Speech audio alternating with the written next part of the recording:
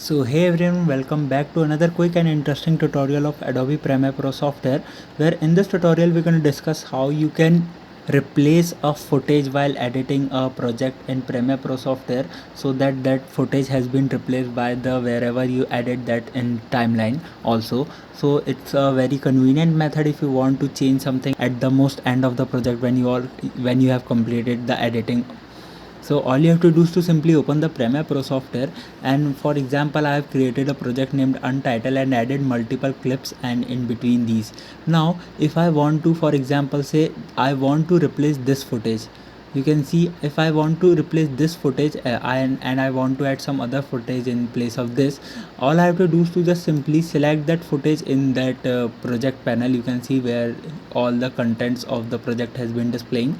When I want to replace the footage, all I have to do is to simply select the footage that I want to replace and then right click on this. You can see an option of replace footage.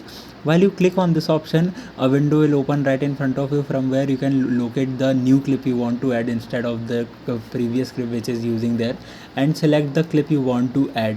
When I add this, you can see that clip has been replaced by this clip, which is now a basically simple clip, and wherever in the timeline I have used that clip, that's also has been replaced by this clip, you can see.